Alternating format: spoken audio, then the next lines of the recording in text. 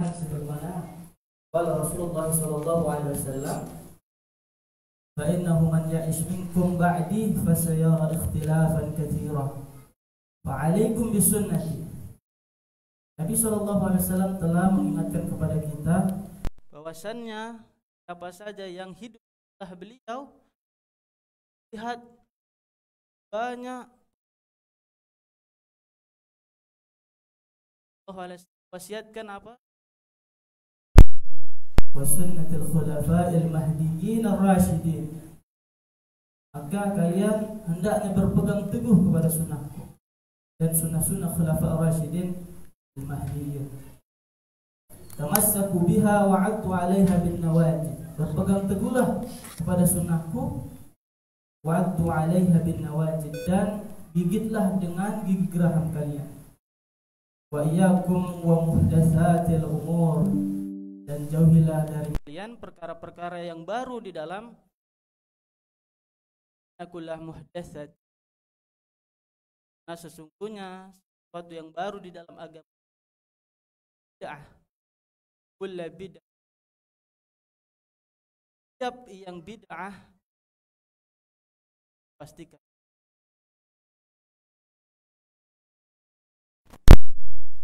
Jadi makna sunnah di sini ada 4. Yang pertama sunnah dengan makna hadis. Kedua sunnah dengan makna al-mustahab. Kemudian sunnah ketiga dengan makna al-aqidah. Kemudian yang terakhir as-sunnah, yaitu jalan hidup Rasulullah SAW. Sebagaimana juga di dalam hadis dikatakan, Nabi SAW katakan, man raghiba an sunnati falaysa minni. Inilah yang dimaksud sunnah, yaitu jalan hidup Rasulullah Sallallahu Alaihi Wasallam. Itu jadi kita katakan Islam ada yang secara umum dan secara khusus. Adapun Islam secara khusus yaitu Islam yang diajarkan oleh Rasulullah Sallallahu Alaihi Wasallam, baik tentang akidah ataupun syariat. Itulah Islam dengan makna secara khusus. Karena nabi-nabi terdahulu juga mereka membawakan Islam. Karena kita bagi Islam itu menjadi Islam secara umum, sebagaimana juga dikatakan di dalam Al-Quran. Allah Ta'ala, am kuntum syuhada'a idh hadara Ya'qub al-maut idh qala li banihi ma ta'buduna min ba'di qalu na'budu ilahaka wa ilaha abaika Ibrahim wa Ismail wa Ishaqa ilaha wahidah wa nahnu lahu muslimun. Jadi Islam di sini dalam artian Islam secara umum. Jadi para rasul dan para nabi-nabi itu juga membawakan Islam, agama yang satu. Karena kita katakan Islam secara umum dan Islam secara khusus. Islam secara khusus ialah Islam yang diajarkan oleh Rasulullah SAW, baik itu berkaitan tentang syariat, akidah dan lain-lain seperti itu. Masyarul muslimin rahimani wa rahimakumullah. Intinya Imam Al-Barbahari di sini mengatakan al-Islamu huwa sunnah. Jadi para ulama di sini juga memberikan beberapa makna Islam adalah sunnah. Ya. Islam adalah sunnah. Yang pertama ialah secara umum Islam itu tauhid. Sebagaimana tadi definisi Islam, al-istislamu lillahi bitauhid. Ya, Islam dengan artian tauhid. Sunnah juga dalam artian akidah. Sebagaimana salah satu makna sunnah yaitu akidah. Jadi secara umum Islam adalah sunnah, yaitu keduanya adalah tauhid. Karena kita berbicara Islam, ya kita berbicara tauhid. Kita berbicara sunnah, ya kita berbicara akidah. Ini poin yang pertama. Secara umum yaitu tauhid, Islam adalah tauhid, dan nama lain dari akidah sunnah. Kemudian makna kedua, Islam adalah sunnah, yaitu secara khusus, itu apa yang diajarkan oleh Islam. Dan Islam adalah sunnah, ya ialah Islam sumber hukumnya Al-Quran dan jika kita berbicara Islam terlepas dari sunnah. Nah, sumber hukum kita adalah dan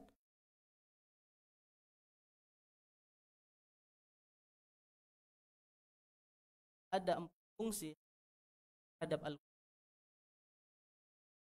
wa sunnah, karena Islam itu sumber hukumnya 2.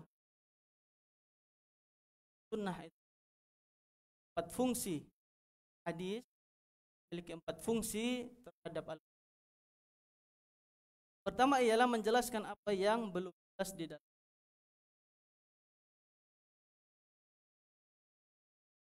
atau atuz dan dalam Al-Quran tentu kaifiyah cara salat ada di tidak bisa dipisahkan antara dan hadis. Ya, kaifiyah itu cara mengeluarkan zakat seperti apa, kan apa yang, dan yang kedua menguatkan apa yang sudah ada di Quran, yang ada di dalam Allah Ta'ala berfirman wa antum lahi wal ini berkaitan rukun. Begitu juga di dalam hadis ada al-imanu an tu'minu billahi wa malaikatihi wa kutubihi wa rasulihi wal yawmil akhir wa an tu'minu bil qadari khairihi wa syarrihi. Intinya sunnah di sini berfungsi sebagai penguat apa yang telah ada di dalam Al-Quran. Kemudian yang ketiga, menjelaskan hukum yang belum ada di dalam Al-Quran. Ya. Di antaranya di sini adalah hukum memakan bangkai hewan laut. Kalau kita lihat di Al-Quran maka tidak ada, karena dalilnya itu datang dari hadis Nabi Shallallahu Alaihi Wasallam. Sebagaimana Nabi Shallallahu Alaihi Wasallam katakan di dalam hadis, huwa tahuru ma'uhu wa hillu mayyitatu. Jadi air laut itu airnya suci dan bangkai hewannya itu halal. Ikan kalau sudah mati jadi bangkai kan, maka dia halal, seperti itu. Ini hanya ada di dalam hadis. Kemudian yang terakhir, para ulama di sini mengatakan fungsi hadis dalam terhadap Al-Quran ialah apakah hadis dapat menghapus hukum yang ada di dalam Al-Quran. Tentu di sini para ulama khilaf. Seperti itu. Ini 4 fungsi hadis terhadap Al-Quran. Kemudian makna, kita lanjutkan, makna Islam adalah sunnah. Yang keempat ialah Islam adalah sunnah karena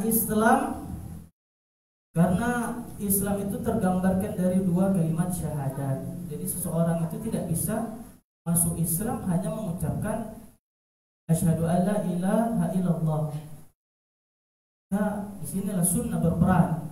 Karena di dalam syahadat itu asyhadu alla ilaha illallah wa asyhadu anna muhammadar rasulullah. Seperti itu. Maka di sini para ulama mengatakan orang tidak bisa masuk Islam hanya mengucapkan asyhadu alla ilaha illallah tanpa mengatakan wa anna muhammadar rasulullah. Jadi itu intinya makna Islam wa sunnah. Yang pertama, Islam adalah tauhid. Begitu juga sunnah, salah satu artinya ialah akidah, itu tentang tauhid juga. Kemudian yang kedua secara khusus yaitu Islam adalah sunnah, yaitu semua yang diajarkan oleh Rasulullah SAW tentang agama ini. Kemudian yang ketiga, Islam adalah sunnah, yaitu sumber hukum di dalam Islam ini adalah Al-Quran dan Sunnah. Kemudian yang keempat, Islam adalah Sunnah, yaitu tergambarkan dari dua kalimat syahadat. Seseorang tidak bisa masuk Islam hanya mengucapkan satu kalimat syahadat, seperti itu. Para jemaah yang dimuliakan Allah Subhanahu wa taala, adapun pada poin kedua, sekarang kita lanjutkan kepada poin kedua. Di sini Imam Al-Barbahari katakan fa minas sunnati luzumul jama'ati. Fa minas sunnati, dan termasuk sunnah. Di sini sunnah ini akidah. Sunnah luzumul jamaah, yaitu berpegang teguh dengan jamaah. Berpegang teguh dengan jamaah. Faman raghiba ghairal jamaah wa faraqaha faqad khala'a ribqatal islam min 'unuqihi. Barang siapa yang membenci dan memisahkan diri dari jamaah, faqad khala'a, maka sungguh ia telah melepas ikatan Islam dari lehernya. Wa kana dhalan mudillan. Imam Barbahari mengatakan sungguh dia sesat dan menyesatkan. Luzumul jamaah. Di sini para ulama memberikan makna jamaah. Apa itu jamaah? Yang pertama ialah al-jamaah di sini maksudnya ialah berpegang kepada kebenaran. Makanya Abdullah bin Mas'ud radhiyallahu anhu pernah mengatakan al-jamaah itu ialah ma wafaqal haq wa in kunta wahda, yaitu engkau berjalan di atas kebenaran meskipun engkau sendiri. Inilah jamaah. Al-jamaah yang didefinisikan oleh Abdullah bin Mas'ud radhiyallahu anhu, maka al-jamaah ialah ma wafaqal haq wa in kunta wahdak, yaitu engkau berjalan di atas kebenaran meskipun engkau sendirian. Inilah jamaah. Kemudian yang kedua, sebagaimana Nabi SAW sering atau ada di dalam hadis mengingatkan kepada kita terhadap perpecahan umat ini. Di dalam hadis itu Nabi SAW katakan, taftariqu ummati ila 73 firqatan kulluha finnar illa wahid. Di sini di sini sahabat radhiyallahu anhum bertanya kepada Nabi, siapakah mereka itu ya Rasulullah? Maka Rasulullah SAW katakan humul jamaah. Atau fi riwayah, di riwayat lain itu dikatakan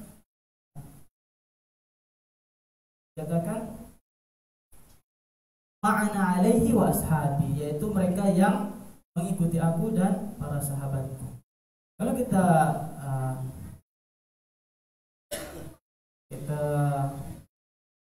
bacakan hadisnya secara lengkap, di sini dikatakan di riwayat yang pertama, an Auf bin Malik radhiyallahu anhu, anna Rasulullah sallallahu alaihi wasallam qala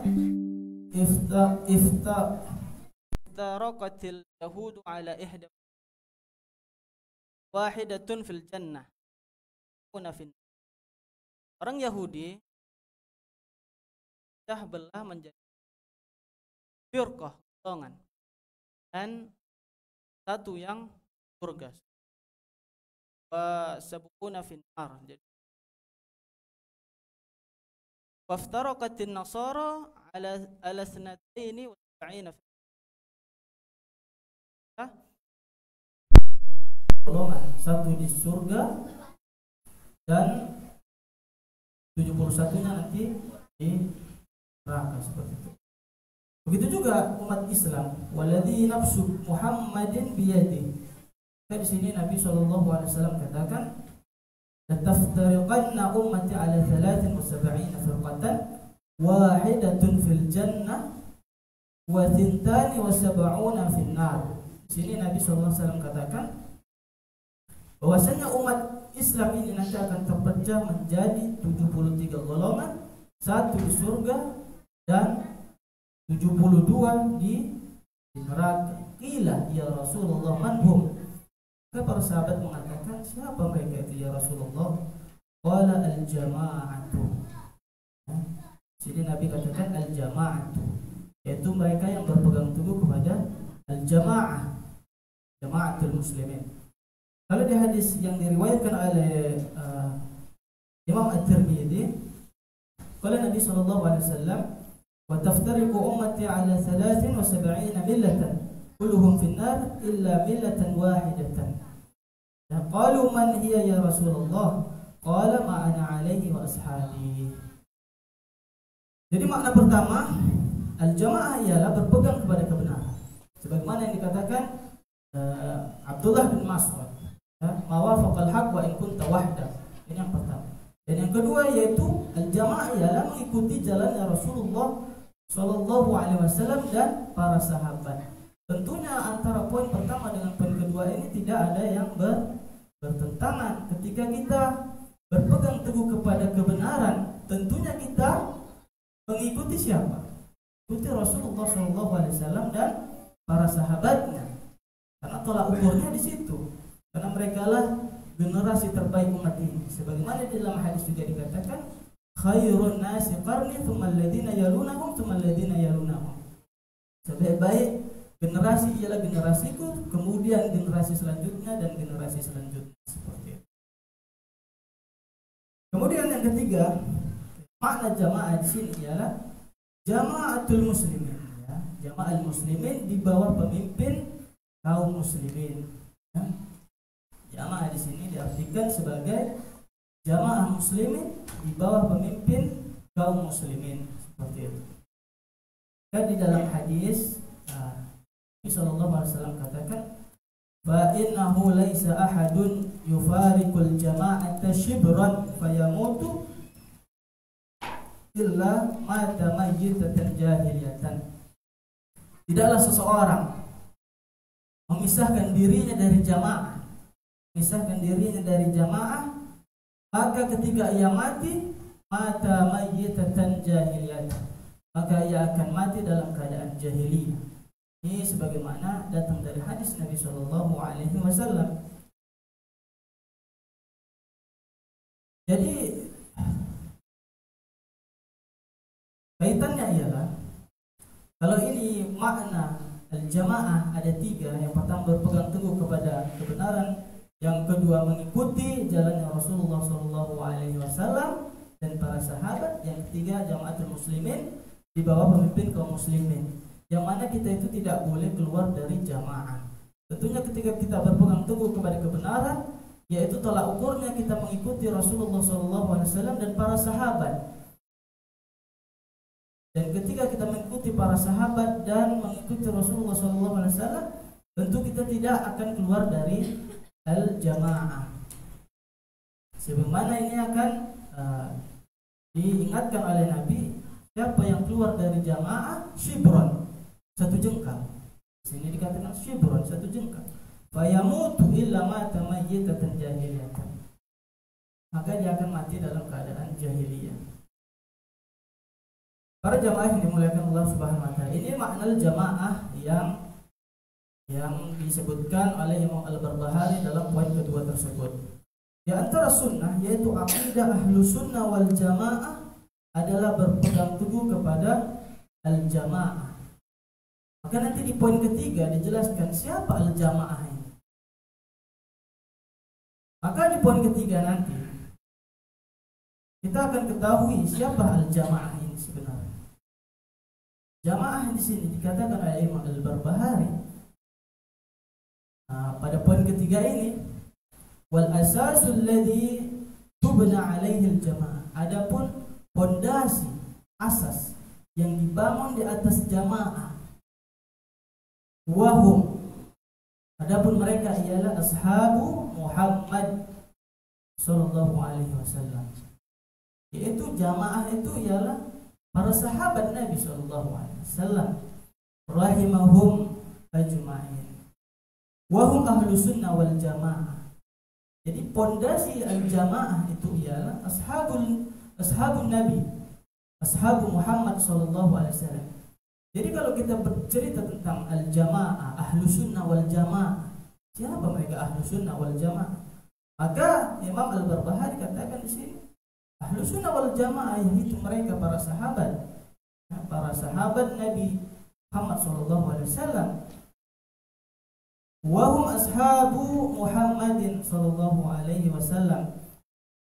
Wa hum ahlu sunnah wal jamaah. Faman lam ya'khudh anhum faqad dhalla wa ibtada. Barang siapa yang tidak mengambil atau tidak mengikuti sebagaimana ahlu sunnah wal jamaah. Jamaah di sini yaitu para sahabat. Sebagaimana Nabi dan para sahabat mengajarkan agama ini kepada kita. Faman lam ya'khudh anhum faqad dhalla wa ibtada. Di sini Imam Al-Barbahari sangat tegas.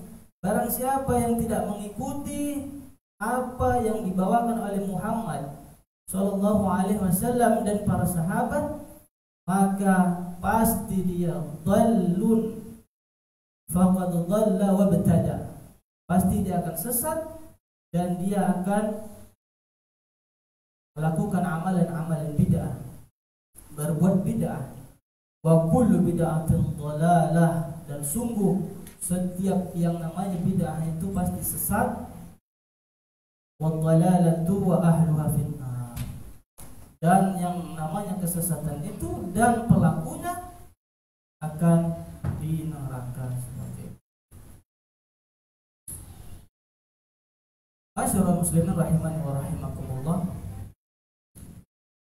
Sebagai contoh, kita harus mengikuti al-jamaah, yaitu ashabu Muhammad sallallahu alaihi wasallam, yaitu mereka ahlu sunnah wal jamaah. Jadi kita tidak bisa kita mengaku saya ahlu sunnah wal jamaah, namun kita tidak mengikuti akidah sebagaimana akidah ashabul Muhammad, sebagaimana akidah para sahabat Nabi sallallahu alaihi wasallam. Kita mengaku ahlu sunnah wal jamaah sebagaimana akidah para sahabat. Sebagai contoh, kita mengaku ahlu sunnah wal jamaah, namun kita mengatakan anallaha fi kulli makan. Kita mengatakan Allah ada di mana-mana. Dan ini tidak kita jumpai sebagaimana akidah para ashabul Muhammad sallallahu alaihi wasallam, mereka ahlu sunnah wal jamaah. Karena kalau kita lihat dalil-dalil yang mengatakan Allah di mana-mana, ini kan kesesatan. Tapi mereka mengaku sebagai ahlu sunnah wal jamaah, tapi tidak mengikuti apa yang diyakini dan dipraktikkan oleh ahlu sunnah wal jamaah, yaitu ashabu Muhammad SAW. Sebagai contoh, ketika seseorang mengatakan ahlu sunnah wal jamaah, namun beliau mengatakan Allah ada di mana-mana, bukan mengatakan Allah ada di atas arsy. Sebagaimana Abu Bakar sendiri mengatakan, ya, ketika Nabi Muhammad SAW wafat, beliau mengatakan, "Man kana ya'budu Muhammadan fa inna Muhammad qad mat." Siapa yang menyembah Muhammad, sungguh Muhammad telah meninggal, telah mati. Wa man kana ya'budu man fis sama' fa huwa hayyun la yamut. Dan barang siapa yang menyembah yang ada di langit, Allah Subhanahu wa taala, maka ia hidup dan tidak akan mati. Seperti itu. Ini akidah yang dibawa oleh Abu Bakar As-Siddiq, yang mengatakan bahwasanya Allah itu di atas arsy. Seperti itu. Kemudian sebagaimana kisah Aisyah radhiyallahu anha, ya, sebagaimana ketika itu turun ayat Mujadilah, qad sami'a Allahu qawlan lati tujadiluka fi zawjiha. Ya, ada seorang sahabiat datang kepada Rasulullah SAW untuk mengadukan perkaranya. Pada saat itu Aisyah di dalam bilik kamarnya di rumah, dan Aisyah tidak mendengar apa yang dibicarakan oleh Nabi dan sahabiat tersebut. Maka di sini Aisyah mengatakan, eh, bahwasanya beliau tidak mendengar ucapan Nabi dan sahabat tersebut, namun Allah yang ada di langit mendengar ucapan mereka berdua. Akidah yang dibawa oleh istri Nabi Shallallahu Alaihi Wasallam inilah yang seharusnya orang yang mengaku ahlu sunnah wal jamaah, mereka itu harus berpegang teguh kepada ashabu Muhammad, karena ashabu Muhammad di sini ialah ahlu sunnah wal jamaah. Seperti itu. Ini contoh yang kedua. Contoh yang ketiga ialah sebagaimana budak perempuan. Ini sering kita dengar kisahnya, sebagaimana budak perempuan yang tentunya budak ini jauh dari majelis Rasulullah SAW, dan karena fitrah manusia ini sebenarnya kita ini mengakui bahwasanya Allah itu di atas arsy. Ya, sebagaimana kisah budak perempuan yang dikisahkan ini, ketika ditanya aina Allah, di mana Allah, maka dia qalat fis sama, dia mengatakan Allah itu di langit, seperti itu. Masyaallah muslimin rahimani wa rahimakumullah. Nah, mungkin pertemuan kita pada malam ini cukup sampai sini. Lebihnya persilakan para jemaah yang ingin bertanya seputar apa yang kita bahas dari poin pertama hingga poin kedua dan poin ketiga.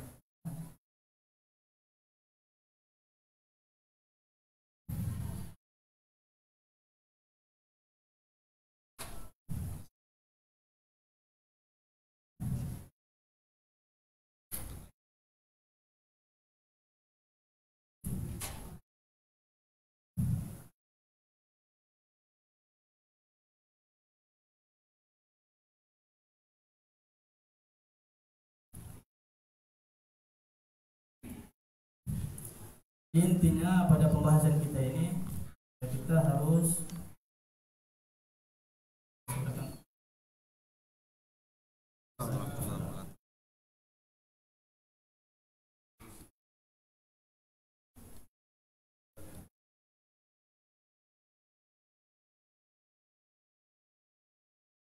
ya. Jadi karena ini khilaf, jadi anak cuma sampaikan saja, tidak anak jabarkan seperti itu. Jadi ulama yang di sini katakan khilaf, apakah hukum kalau di yang saya pelajari kemarin itu, di sini khilaf tentang wasiat sebelum meninggal. Apakah kan ada hadis, apakah bisa menghapus ayat? Ada juga di dalam ayat itu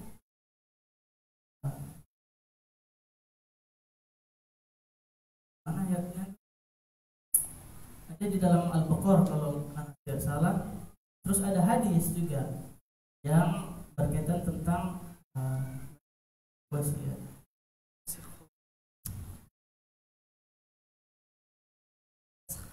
Nah, apakah hadis itu bisa menghapus ayat Al-Quran? Seperti itu. Kalau di sini perkaranya itu dikatakan tentang wasiat. Seperti itu. Mungkin insya Allah nanti anak perjelas di pertemuan selanjutnya, insya Allah. Karena memang ini nggak anak bahas secara detail, karena anak cuma ingin sampaikan poin-poinnya saja seperti itu. Nanti masalah ini insya Allah nanti pada pertemuan selanjutnya akan anak kembali jabarkan perkara poin keempat, yaitu fungsi hadis terhadap Al-Quran, insya Allah. Ya, seperti itu ya Pak.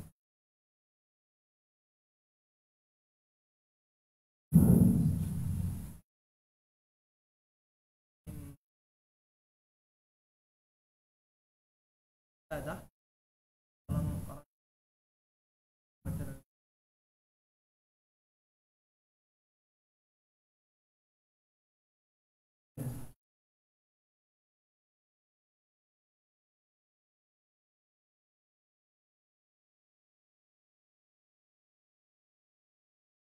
balik.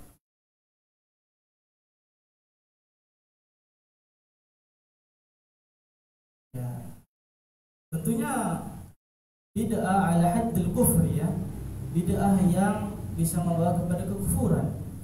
Ya, seperti ada orang yang seperti ini juga, seperti katakan dalil sudah jelas banyak yang mengatakan Allah itu di atas ars. Namun kita tetap ingin mengatakan Allah ada di mana-mana. Walaupun di dalam ayat itu memang ada yang mengatakan seperti itu. Cuman masalahnya kan mereka itu salah memahami. Biasanya mereka itu tidak merujuk kepada pemahaman salaf, pemahaman Ahlussunnah wal Jamaah, para sahabat, ashabun Nabi, sehingga terjadi kesalahan dalam memahami agama ini. Seandainya mereka mau merujuk kepada Ahlussunnah wal Jamaah, yaitu ashabu Muhammad SAW, tentunya mereka tidak akan mengatakan Allah ada di mana-mana. Ya tentunya yang paling berbahaya yang berkaitan tentang bid'ah dalam akidah. Karena ini ala haddil kufr, ini bisa membawa kepada kekufuran seperti itu. Walaupun dua-duanya memang harus diingatkan tentunya sebagaimana keumuman hadis, wa kullu bid'atin dhalalah wa kullu dhalalatin finnar, seperti itu. Mungkin seperti itu yang bisa saya sampaikan. Berhubung waktu salat Isya sudah tiba, kita sudahi kajian ini. Mohon maaf atas segala khilafan. Kepada Allah saya mohon ampun. Subhanakallahumma wa bihamdika asyhadu an la ilaha illa anta astaghfiruka wa atubu ilaik. Assalamualaikum warahmatullahi wabarakatuh.